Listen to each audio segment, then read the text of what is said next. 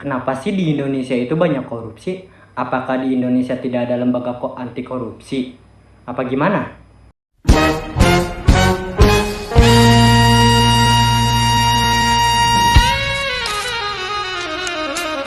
Halo teman-teman, balik lagi bersama saya di Belajar 7 Menit. Perkenalkan, nama saya Soleh, saya dari Universitas Taskia. Di pertemuan kali ini, saya akan menjelaskan lembaga-lembaga anti korupsi yang ada di Indonesia. Ada apa aja sih teman-teman? Nah, lembaga anti korupsi di Indonesia itu yang pertama itu ada Komisi Pemberantasan Korupsi atau biasa yang disebut juga KPK.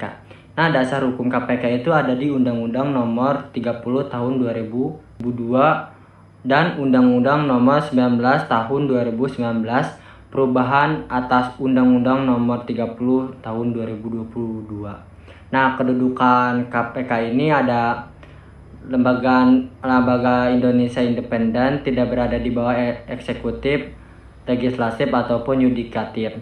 Nah, tugas KPK itu ada di pasal 6 Undang-Undang Nomor 19 Tahun 2019.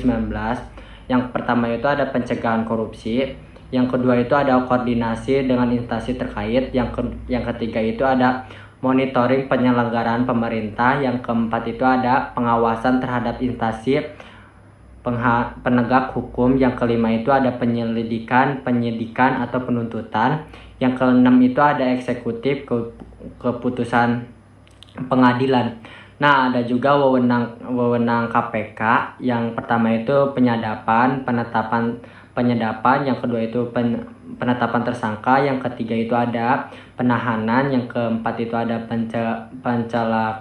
pencelahan, yang kelima itu ada permintaan LHKPKN, yang keenam itu ada pemblokiran rekening. Habis itu di KPK juga ada nih teman-teman struktur organisasi di KPK. Yang pertama itu ada Dewan Pengawasan, yang kedua itu ada pemimpin KPK, yang ketiga itu ada Sekretaris Jenderal, yang keempat itu ada Deputi Penindasan, yang kelima itu ada Deputi Pencegahan, yang keenam itu ada Deputi Informasi. Nah, lembaga yang kedua setelah KPK itu ada BPK ya teman-teman. BPK itu dasar hukumnya itu ada di Undang-Undang Nomor 15 Tahun 2006, pemberantasan keuangan yang berfungsi utama itu untuk pemberantasan keuangan negara untuk mendeteksi kerugian atau penyimpangan. Yang ketiga itu ada PPATK.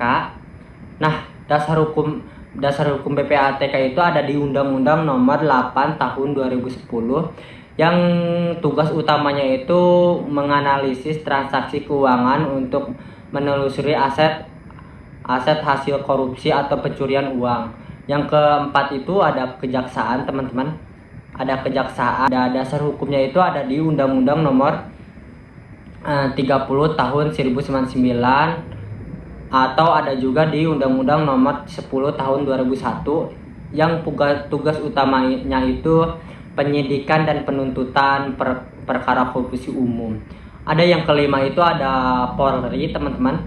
Dasar hukumnya itu ada di Undang-Undang Nomor 30 Tahun 1999 atau di Undang-Undang Nomor 20 Tahun 2001 yang tugas utamanya itu menyelidiki dan menyidiki tindak pidana korupsi. Yang keenam itu ada BPKP. Dasar hukumnya itu ada di Peraturan Presiden yang tugas utamanya itu mengawasi internal dan audit investasi atau pengelolaan keuangan negara.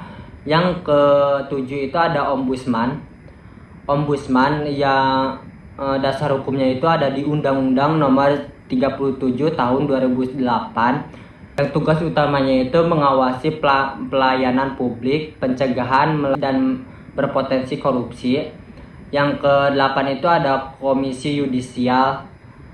Dasar hukumnya itu ada di Undang-Undang Nomor 18 Tahun 2009 yang tugas utamanya itu mengawasi etik hakim, pencegahan suap, kayak menyuap di pengadilan. Habis itu ada yang ke-9 itu ada Inspektorat Jenderal.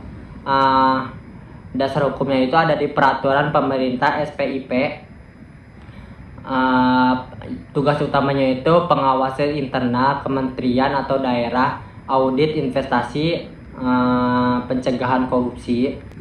Terus yang ke-10 itu ada Mahkamah Agung. Dasar hukumnya itu Undang-Undang Nomor 14 Tahun 1985 yang bertugas utama itu adalah peradilan, tindakan kasus dan penciptaan peraturan dan pendukung peradilan anti korupsi. Nah, teman-teman, itu adalah 10 lembaga anti korupsi di Indonesia. 10 lembaga anti korupsi di Indonesia dan sejarah-sejarah anti korupsi juga, dan fungsi utama lembaga-lembaga anti korupsi di Indonesia. Nah, jangan heran, jangan banyak yang tanya lagi ya teman-teman, apakah di Indonesia ini ada lembaga anti korupsi? Ada ya teman-teman, ini ada 10 lembaga anti korupsi di Indonesia. Oke, segitu aja teman-teman yang bisa saya sampaikan. Terima kasih. Wassalamualaikum warahmatullahi wabarakatuh.